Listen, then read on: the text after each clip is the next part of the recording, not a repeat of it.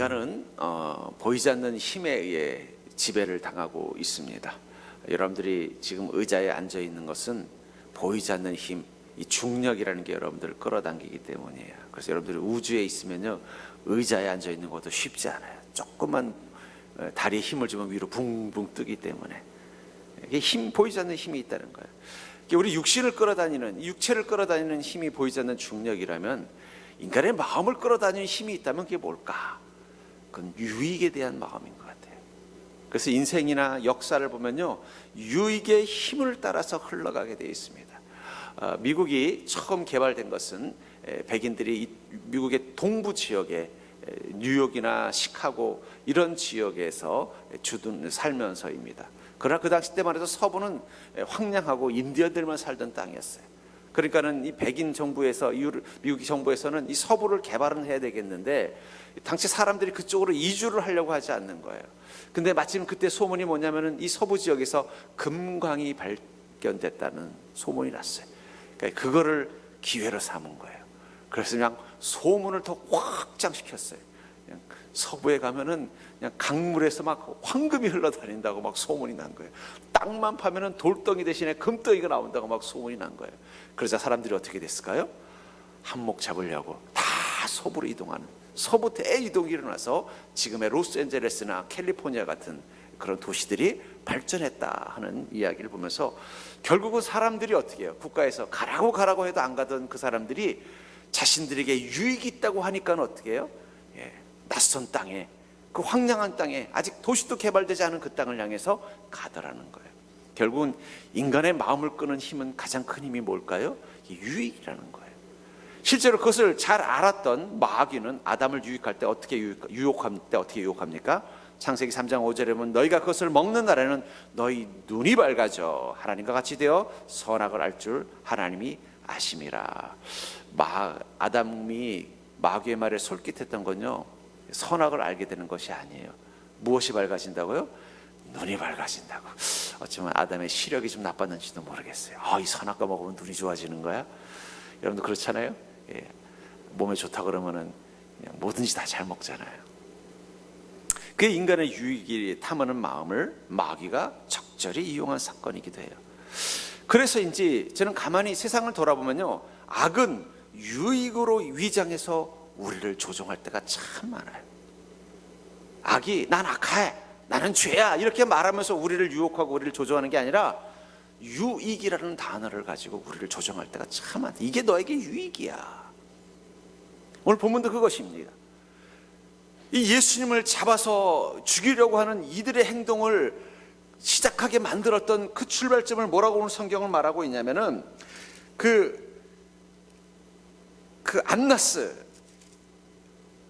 그 해에 이 대제사장인 가야바의 장인이라는데, 이 가야바는 어떻게 유대인들을 선동해서 예수님을 잡아서 죽이려고 했냐면은 유대인들에게 한 사람이 백성을 위하여 죽는 것이 유익하다라고 말했다는 거예요.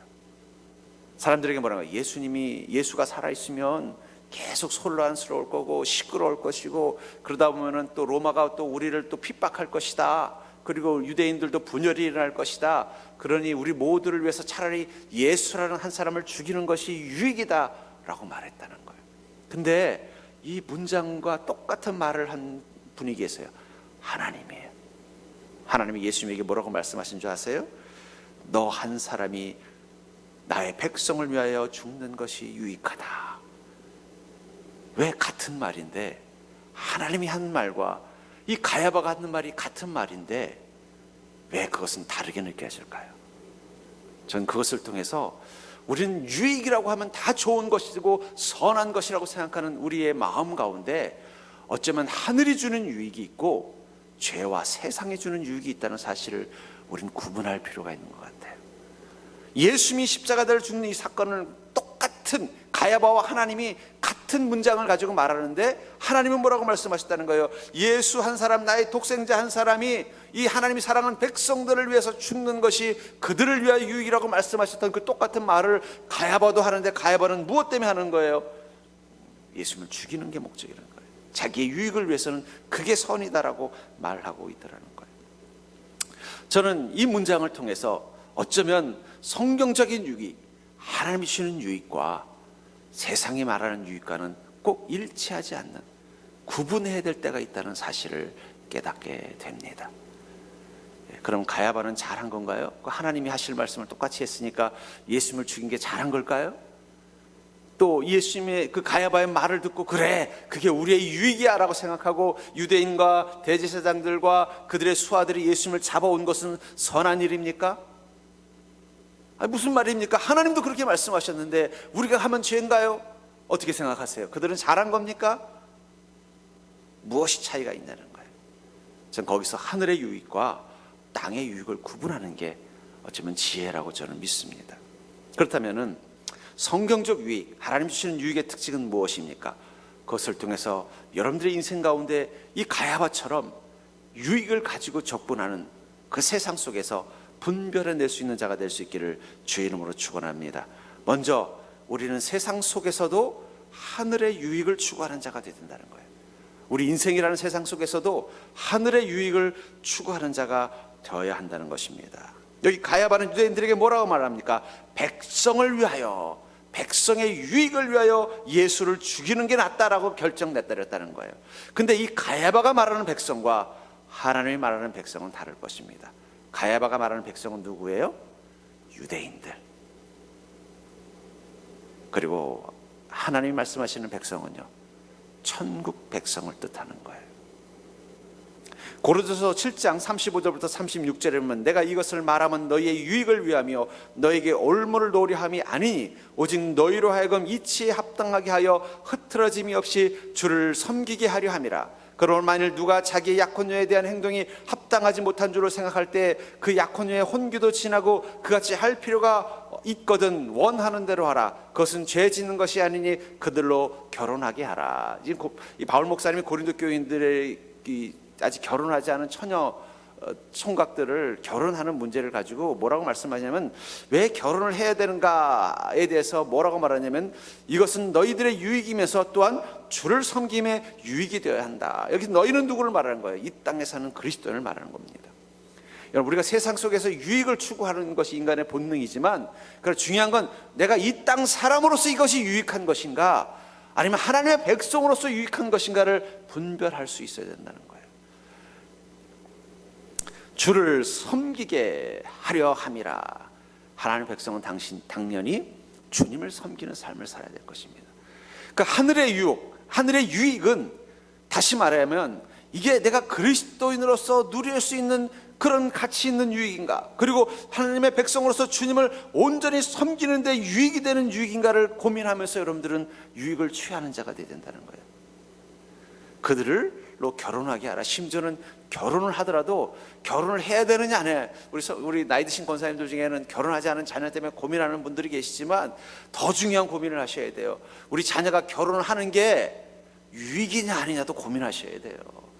무조건 결혼을 해야 되는 게 아니라 이 결혼을 하는 게 그리스도인으로서 유익인지 또 하나님의 백성으로서 주님을 섬기는 데 유익인지 생각하고 결혼을 하게 하셔야지, 무조건 결혼 안 했으니까 결혼해야 된다, 이거는 그냥 맹목적으로 유익이 오면 좋다라고 생각하는 거가 뭐가 다르다는 거예요. 고린도서 7장을 통해서 우리가 이 땅에 살지만 그러나 하나님의 백성으로서 그리스도인으로서 온전한 유익을 구분해서 사는 건 필요하다는 것을 바울 목사님은 이 당연한 결혼, 아니 젊은 남녀가 결혼하는 건 당연한 건데 그것을 규정 지어주고 있다는 거예요. 그게 하나님의 백성으로서 유익하고 주님을 섬기는 데 유익이 된다면 결혼할 것이지만, 그렇지 않다면 어떻게 하라는 거예요? 차라리 혼자 사는 게 낫다. 결혼을 하느냐 안 하느냐가 유익이 아니라 왜 결혼을 하느냐가 유익이냐는 거예요. 그렇기 때문에 여러분, 그리스도인은 이 땅에서 이 세상 속에서 살지만 이곳에서 늘 이런 질문을 하면서 살아야 됩니다. 첫째, 그것이 내게 하나님의 백성으로서 유익한 일인가? 무엇을 하든 어떤 선택을 하든 그게 하나님의 백성으로서 유익한 일인가? 두 번째, 그것이 하나님을 섬김에도 유익이 되는가를 고민하면서 선택해야 돼요. 무조건 유익이라고 다, 우리 속담에 공짜면 양잿물도 먹는다 그러잖아요. 여러분, 공짜라면 양잿물 먹겠습니까? 양잿물이 뭐예요? 독약이에요. 독약. 청산가리예요. 공짜면 먹습니까?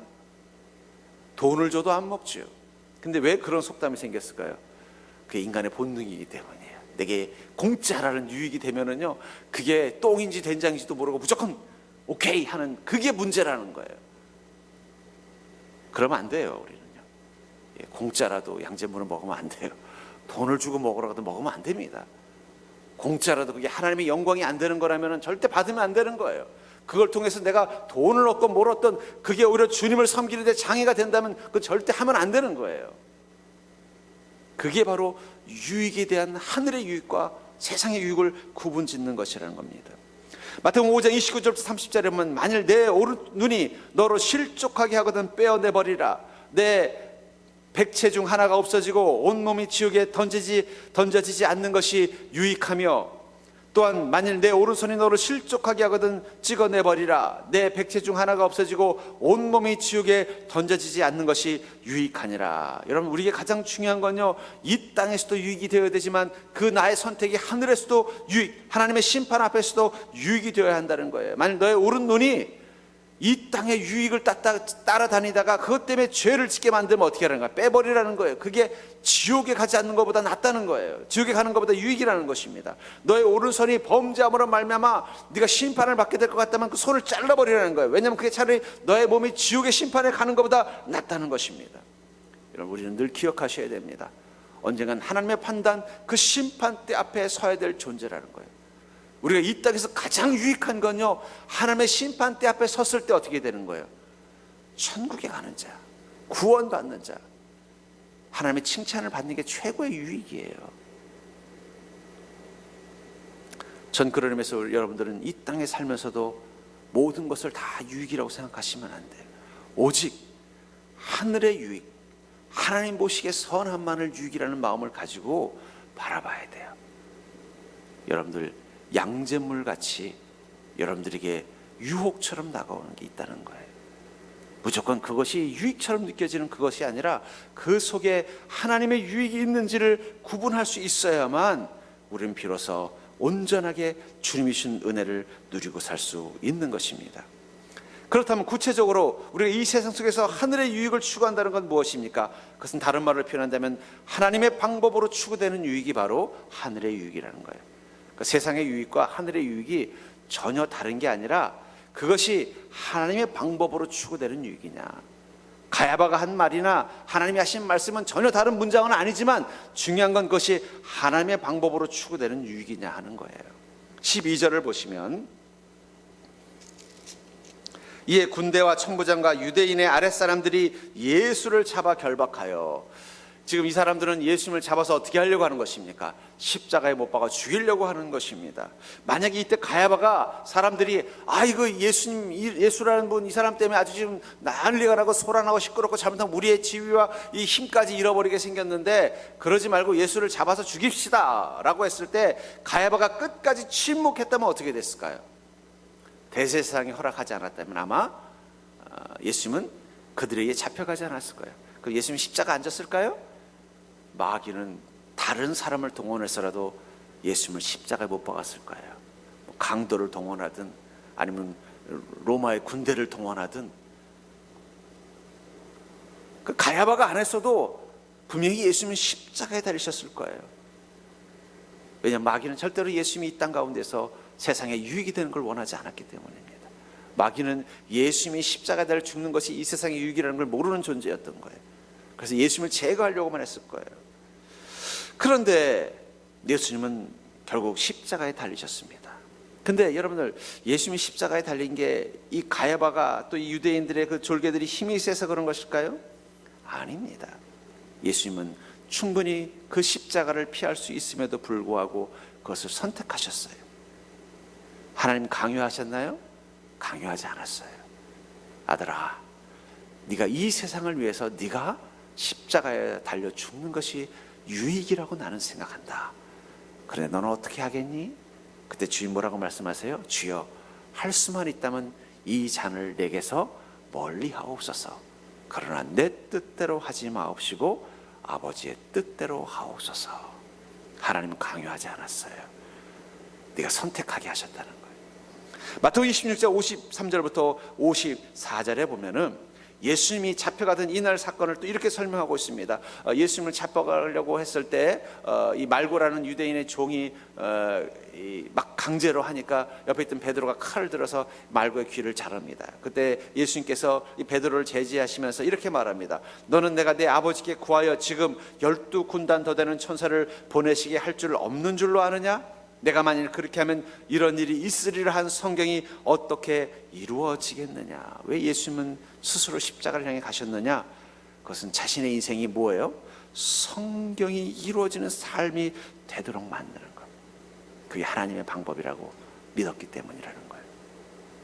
우리가 구체적으로 이 땅에서 하늘의 유익을 추구한다는 것은 바로 하나님의 방법으로 추구되는 유익이에요. 무엇을 하든 그것이 하나님의 방법으로 추구되는 유익이 되어야만 그게 바로 하늘의 유익이 된다는 거예요. 같은 십자가에 달리더라도 강제로 달리는 것과 스스로 하나님의 말씀이 이루어지도록 예수님 스스로 십자가에 달린 것은 다른 것입니다.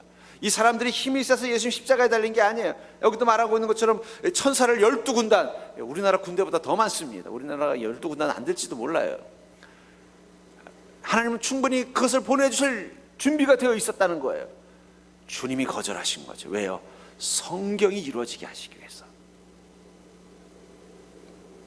믿음의 삶이라는 것은 말씀이 구체적으로 이루어지는 인생을 사는 것입니다. 여러분들의 인생 가운데 하늘의 유익이 가득하기를 주의 이름으로 축복합니다. 여러분, 아브라함의 복이라는 게 뭘까요? 자손들이 많아지고 후손 중에서 다윗이 나오고 예수님이 나오고 또 그냥 그 가나안 땅 아브라함이 그 많지도 않은 양떼를 끌고 가서 엄청난 부자가 된 게 아브라함의 복이 아니라 그는 그곳에서 말씀을 구체적으로 이루며 살았다는 거예요. 하나님의 명령과 음성을 따라 가서 주님의 인도하심을 따라 살면서 주님의 약속을 소망하면서 주님이 주신 방법으로 인생을 살았더니 어떻게 된 거예요? 자손이 생기고 부자가 되고 후손들이 한 민족과 민족들을 이루는 그런 위대한 믿음의 조상이 되게 됐다는 거예요. 전 여러분들이 아브라함의 복을 누리는 인생이 되기를 주의 이름으로 축복합니다. 제가 보니까 여러분들 중에 바울 목사님처럼 전 세계를 다니면서 순회 복음을 전할 사람은 없는 것 같습니다. 여러분들 보니까 베드로처럼 십자가에 거꾸로 달려 십자가에 순교당할 분은 없는 것 같아요. 그렇다면 바울의 복을 누리시기를 주의 이름으로 축복합니다. 여러분들의 자손들은 요셉의 복을 누린 자가 되기를 주의 이름으로 축복합니다. 근데 바울은 무슨 복을 받은 거예요? 하나님의 방법으로 이 땅에서 유익을 누리는 복을 얻은 거예요. 우리가 유익을 추구하는 건 우리의 본능입니다. 그러나 그것이 하나님의 방법으로 추구되는 유익이어야 하늘의 유익이 된다는 거예요. 아브라함이 만약에 가나안 땅 가서 하나님 내가 이곳에서 부자가 되게 하시겠다고 해서 동네 불황아들을 모아가지고 여기저기 성을 약탈해서 그 성에 있는 양들을 다 훔쳐고 빼앗아서 부자가 됐다면 그건 아브라함의 복일까요? 아닐까요? 그건 복이 될 수 없을 것입니다. 어떻게 하신 거예요? 하나님 말씀 앞에 순종하면서 주님이 주신 소망 품고 주님을 날마다 섬기면서 동행하면서 살았더니 어떻게 된 거예요? 양들이 잘 자라고 가뭄도 이겨내고 자손들도 많아지더라는 거예요. 하나님의 방법으로 추구되는 유익만이 하늘의 유익이 되는 거예요. 하늘의 유익은 따로 생겼고 땅의 유익은 따로 생긴 게 아니라 겉으로 보기엔 똑같아 보이지만 그것이 하나님의 방법으로 추구되는 것이냐 아니냐가 더 중요하다는 거예요. 여러분들의 가정이 아브라함의 복을 받는 가정이 되길 원한다면요, 여러분들이 가정을 위해서 해야 될 일은 아브라함처럼 가정을 돌보셔야 된다는 거예요. 여러분들의 인생이 요셉의 복을 누린 삶이 되기를 원한다면 여러분들은 요셉처럼 늘 하나님과 동행하면서 하나님의 은혜와 능력에 대해서 무엇을 하든 하늘의 형통을 경험할 수 있는 자녀들을 만드셔야 되는 거예요. 인생이 되어야 된다는 거예요. 하나님의 방법으로 추구되는 유익만이 하늘의 유익이 될 수 있다는 거예요. 다니엘서 1장 8절에 보면은 이 다니엘, 바벨론의 포로로 끌려간 이 소년 다니엘이 어찌어찌 하다가 이 왕궁에 소위 말하는 영재 학교에 입학하게 된 거예요. 근데 그 영재 학교에 입학한 이 다니엘과 같은 소년들은 왕이 주는 음식을 먹고 거기서 생활해야 했습니다. 근데 그 음식들 중에는 유대인들은 먹어서는 안 되는 그런 음식들이 있었고 포도주도 알코올 도수가 높아서 먹어서는 안 되는 술들이 있었던 거예요. 그랬더니 다니엘이 그 자신들의 영재학교의 교장 선생님과 같은 사람에게 이렇게 말합니다. 다니엘은 뜻을 정하여 왕의 음식과 그가 마시는 포도주로 자기를 더럽히지 아니하리라 하고 자기를 더럽히지 아니하도록 환관장에게 구하니. 무슨 말을 하는 거야? 나 이거 먹을 수 없다는 거예요. 우리 유대인들은 이 음식을 먹으면 안 되는 걸로 하나님께서 말씀하셨기 때문에 난 먹을 수 없습니다. 이 포도주 너무 독해서 이거 먹으면 안 됩니다. 환관장이 곤란한 거야. 야, 그러다 만약에 영양실조라도 걸리면 난 큰일 난다. 난 책임 못 진다. 그때 간절히 부탁을 하는 거예요. 그래서 다니엘서 1장 14절부터 16절에 보면 그들의 말을 따라 열흘 동안 시험하더니 하도 부탁하니까 그럼 내가 열흘만 지켜보겠다. 너희들이 정말 채소만 먹고도 괜찮은지 열흘만 지켜보겠다. 열흘 후에 그의 얼굴이 더욱 아름답고 살이 더욱 윤택하여 왕의 음식을 먹는 다른 소년들보다 더 좋아 보인지라. 그리하여 감독하는 자가 그들에게 지정된 음식과 마실 포도주를 제하고 채식을 주니라. 그랬더니 어떻게 됐다는 거예요? 더 좋아 보이더라는 거예요. 채식주의자들은 이 말씀을 근거로 채식이 육식보다 더 좋다고 말하는데, 이 말씀의 근거는 채식이 더 좋다는 뜻이 아니에요. 이 말씀은 뭘 말하는 거예요? 하나님의 방법으로 사는 게 더 유익이라는 거예요. 겉으로 보기에는 고기도 먹고 좀 포도주에도 좋은 성분도 많고, 그런데 왜 그걸 안 먹어? 그걸 먹고 더 피부도 좋아지고 더 몸도 건강도 좋아야 왕이 그들 중에서도 또 좀 탁월한 친구들은 또 뽑아가지고 자기의 부하로 삼아가지고 신하로 삼아서 성공할 수 있는데 왜 그런 미련한 짓을 해? 그건 너에게 무익한 짓이야 라고 말할 때 뭐라고 말하는 거예요? 나는 하나님의 방법으로 내 인생의 유익을 얻겠다라는 거예요. 그 결단을 하는 순간 어떻게 됐어요? 김치만 먹어도 근육이 생기고, 물만 먹어도 어떻게 혈색이 좋아지더라는 거예요. 특별히 영적으로 혼탁한 이 시대, 마치 다니엘이, 저는 그 생각이 들어요. 만약에 다니엘이 바벨론에서 살지 않았고 예루살렘에 살았으면 이 정도까지 했을까? 안 그랬을 것 같아요. 포도주는 좀 마셨을 것 같아요. 성경에 어디 포도주 먹으면 안 된다는 게 있습니까? 근데 왜 다니엘은 더 엄격하게 했을까요? 잘못하면 그렇게 했다가 환관장에게 밉보이면은, 그 학교에서 쫓겨나면은 남의 나라 포로로 끌려온 그 이민족이 뭐 대단한 인생을 살겠어요. 자기 인생에 정말 최고의 기회를 잡았는데 그 기회를 놓쳐버릴 짓을 왜 했을까요? 여러분, 세상이 바벨론같이 될 때, 내 인생이 더 어려울 때일수록 우리는 다니엘의 전공법으로 사셔야 돼요. 내 삶이 더 많은 유익이 필요한 시대, 정말 내게 어려움이 많아서 좀 더 많은 유익을 얻어야 되고 추구해야 되는 시간이 될수록 우리는 하늘의 유익만을 추구하겠다는 마음을 갖지 않으면요, 오히려 있는 것도 잃어버릴 수 있어요. 만약에 다니엘이 그래, 여기는 뭐 예루살렘도 아니고 바벨론인데 여기서 괜히 왕한테 밉보이거나 환관장 눈밖에 나면 나중에 이거 잡은 이 기회에 내가 살려가지고 왕의 밑에 가서 신하가 돼서 총리가 되면은 우리 유대인들에게도 도움이 되고 우리 가정도 살림도 펴고 내 인생도 정말 이 남의 나라 포로로 끌려와서 성공하는데 이거 작은 것 정도는 좀 참고 넘어가고 보지 했으면 어떻게 됐을까요? 열심히 고기 먹고 술 먹었더니 아마 영양실 배탈이 나거나 혹은 속에 성인병 걸려가지고 오히려 더 나빠졌을지도 몰라요. 여러분, 그리스도인들은요, 하나님의 방법으로 추구되는 유익을 먹어야 그게 복이 되는 거예요. 그리스도인들은 하나님이 공급해 주시는 만나 먹어야 건강한 거지, 세상이 주는 거 먹어봤자 배탈밖에 안 나요.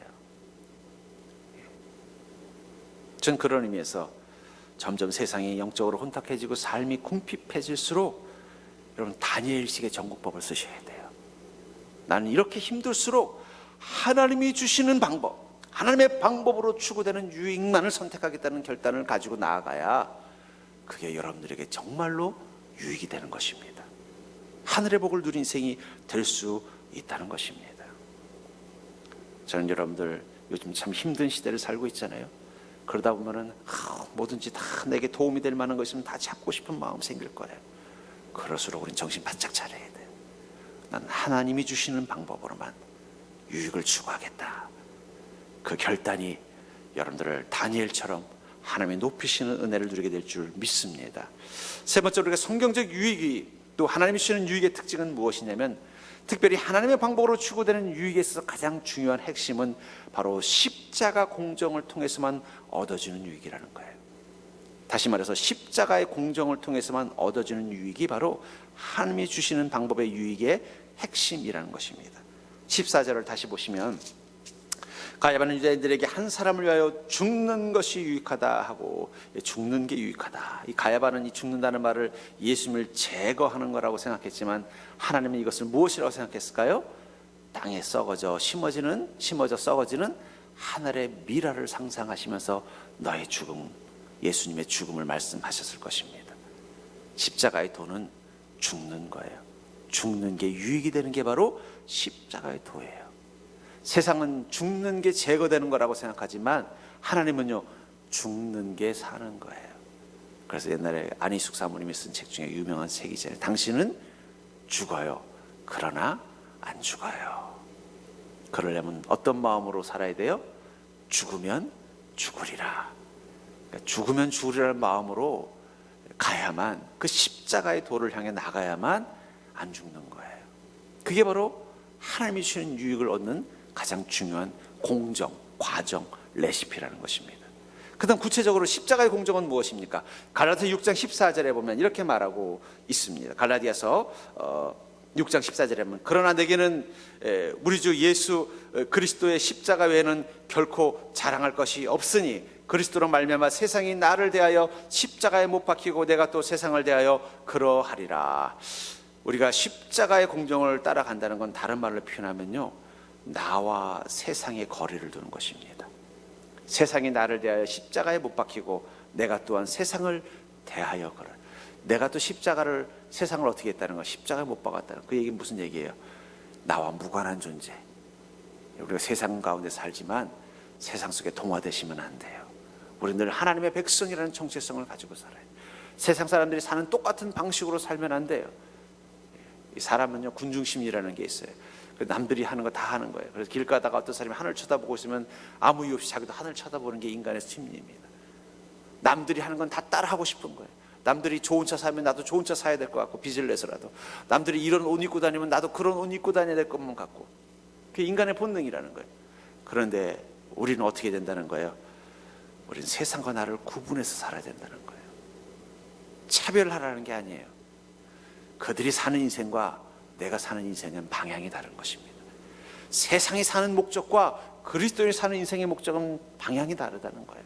똑같은 음식 먹고 똑같은 옷 입고 똑같은 동네에 살고 똑같은 직장을 다니더라도 우리가 그 세상 가운데 있는 이유와 목적은 그리스도인으로서 그곳에 있는 거예요. 그걸 구분하는 게 바로 십자가의 첫 번째 공정이라는 것입니다. 두 번째로 마태복음 16장 24절에 보면은, 이에 예수께서 제자들에게 이르실 때 누구든지 나를 따라오려거든 자기를 부인하고 자기 십자가를 지고 나를 따를 것이니라. 십자가의 공정 두 번째는 뭐냐면 자기를 부인하는 것입니다. 요즘 시대는요, 다 자기. 심지어는요, 어떤 종교들도 다 모여 자기를 찾으십시오, 자기를 존중하십시오, 자기를 높이십시오. 왜 기독교가 힘든 줄 아세요? 예수님 뭐라고 말씀하셨어요? 나를 따라오려거든 누구든지 자기를 부인하라. 그러니까 요즘 사람들한테는 그게 무익하게 보이는 거예요. 자기를 부인하라고? 그런 엉뚱한 짓이, 어리석은 짓이 어디 있어? 나를 찾고, 나를 발견하고, 나를 존중하고, 나를 칭찬하고. 그 요즘 뭐 펭수인가 하는 EBS의 인형이 아주 인기가 많다고 그러는데, 제가 그래서 한번 봤어요. 그랬더니 왜 사람들이 저 펭수를 좋아하나 봤더니, 펭수를 한마디로 말하면 자기 도취와 자기 자신감에 사로잡혀 있는 인형이더라고요. 어쨌든 그게 이 시대 사람들의 마음을 대변하는 거예요. 뭐예요? 자기를 높이고, 자기를 존중하고, 자기를 소중히 여기고, 자기를 사랑하는 거. 그게 가장 유익이라고 생각하는데 주님 뭐라고 말해요? 그건 십자가 공정은 아니다. 그건 세상의 방식이다. 세상의 방식은 뭐라는 거예요? 자기를 부인하고 자기 인생의 운명이라는 십자가를 지고 예수님을 묵묵히 뒤따라가는 게, 앞서려 가는 것도 아니고 주님 가신 길을 묵묵히 뒤따라가는 게, 그게 바로 십자가 공정이라는 거예요. 이 두 번째 공정이 사실은 어렵습니다. 많은 그리스도인들이 어쩌면 그 하늘의 유익을 누리지 못하게 되는, 그 하나님의 방법으로 추구되는 유익을 누리지 못하게 되는 가장 큰 걸림돌이 바로 요 단계를 못 지나가요. 이 단계를 못 지나가요. 요즘은요, 다 밥도 전자 보온 밥통이 다 해주잖아요. 그러니까 쌀 종류에 따라서 다 눌러서 하니까 저도 밥은 하겠더라고요. 그냥 물만 손등 위에다 올려놓고 매니만 누르면 밥이 돼요. 근데 만약에 저더러 가스레인지에다가 그냥 밥솥 올리고 밥 올리라고 하면 못할 것 같아요. 왜냐면 그건 다르거든요. 어떻게 해요? 어느 정도 끓은 다음에 중불로 해서 뜸들이고, 이거는 제가 못하겠더라고요. 마찬가지예요. 자기를 부인하고 자기 운명의 십자가를 지고 주님이 가신 그 길을 묵묵히 따라갈 수 있는 이 십자가의 공정이 사실 어쩌면 이 시대 사람들이 가장 통과하기 힘든, 밥풀은 올렸는데 이걸 언제 그 뜸을 들여야 되는지를 몰라서 이 생밥은 못하고 그냥 전자밥솥을 써야 될 수밖에 없는 것처럼 그렇다는 거예요. 세 번째 공정은 갈라디아서 5장 24절에 보면 그리스도 예수의 사람들은 육체와 함께 그 정욕과 탐심을 십자가에 못 박았느니라. 세 번째 십자가의 공정은 자기 안에 있는 육의 잘못된 병든 습관, 죄의 습관과 자기 내면 속에 있는 정욕과 육체적인 본능과 그리고 욕심을 통제하는 게 바로 십자가 공정이라는 거예요. 그것은 자기를 부인하는 과정 속에도 들어있습니다. 자기의 죄를 다스려야만 돼요. 자기의 욕망을 다스려야 돼요. 그게 없이는요, 하늘의 유익을 얻을 수 없어요. 십자가 공정을 통과할 수 없다는 거예요. 마지막 단계가 골로새 1장 20절. 그의 십자가의 피로 화평을 이루사 만물 곧 땅에 있는 것들이나 하늘에 있는 것들이 다 그로 말미암아 자기와 화목하게 되기를 기뻐하심이라. 십자가의 피, 예수님께서 행하신 그 놀라운 일들의 근원은 뭐예요? 그 십자가에서 예수님이 희생의 피, 헌신의 피를 흘리신 것입니다. 십자가의 공정의 마지막 단계는 희생과 헌신이에요. 희생과 헌신 없이는 하늘의 유익을 얻을 수 없습니다, 여러분들. 내가 희생하지 않고 어떤 유익이 생기겠어요? 세상은 내가 희생하지 않아도 얻을 수 있는 유익이 많아요. 그러나 하늘의 유익은요, 희생 없이는 얻어지지 않아요.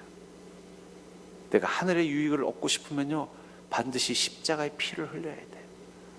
우리 가정이 하늘의 유익이 임하는 가정이 되길 원한다면 그곳에서 여러분들은 십자가의 피를 흘리셔야 돼요. 내가 안 흘리면 가족들 누군가라도 흘려야만 비로소 거기에 하늘의 유익이 임하는 곳이 되는 거예요. 예수님도 십자가 앞에서는 머뭇거리셨습니다. 그러나 주님은 오래 머뭇거리지 않고 그 십자가를 감당하셨어요. 왜냐하면 부활은 십자가 위에서만 일어나는 사건이기 때문입니다. 하늘의 은혜와 축복, 하늘의 유익을 경험하는 삶은 십자가 위에서만 일어나는 사건이라는 걸 여러분 기억하셔야 돼요. 그래서 교회는 여러분들에게 끊임없이 고린도서 1장 18절의 말씀처럼 십자가의 도가 멸망하는 자들에게는 미련한 것이요 구원을 받는 우리에게는 하나님의 능력이라. 여러분들이 하늘의 유익을 여러분들의 삶 가운데서 경험하시려면요, 반드시 십자가라는 레시피를 가지고 사셔야 돼요. 그래야만 비로소 하늘의 유익을 여러분들의 삶 가운데 경험할 수 있다는 것입니다. 어느 드라마에서 그런 얘기를 본 적이 있어요. 1년에 사기가 우리나라에 20만 건이 돼요. 2분마다 한 번씩 사기를 당한다는 거예요. 근데 제가 참 재밌는 이야기를 들었어요. 뭐냐면 사기꾼은요, 돈이 많은 사람에게 사기를 치는 게 아니래요. 사기꾼은 돈이 필요한 사람에게 사기를 친대요. 그러니까 무슨 얘기냐면 100만 원밖에 없어도 그 사람이 돈이 필요한 사람이면 사기꾼이 온다는 거예요. 와서 뭐라는 거예요? 그 100만 원 나한테 빌려주면 내가 1000만 원 만들어줄게. 그러니까 돈 많은 사람한테 사기꾼이 사기치는 게 아니라 돈이 필요한 사람에게 사기를 친다는 거예요. 왜 그럴까요? 돈이 필요하니까 무엇을 찾아요? 자기에게 유익이 될 수 있는 걸 찾는 거예요. 그래서 사기꾼들은요, 유익이라는 무기를 가지고 우리를 협박해서 우리를 사기친다. 그런 글을 본 적이 있습니다. 여러분들, 점점 어려워지죠. 궁핍해지고 불편한 게 많고 부족한 게 많다는 거예요. 그러다 보니까 우리도 모르게 유익이라면 뭐든지 다 좋다, 나에게 도움이 되고 나에게 얻는 게 있으면 다 좋다라는 그런 마음을 가지고 살 수 있다는 거예요. 그럴 때일수록 더욱더 중요한 건 뭐예요? 하나님이 주시는 유익만 선택하겠다는 게 필요하다는 거예요. 마귀는 그 사기꾼들처럼 우리의 그 궁핍한 마음을 알고 와서 어떻게 해요?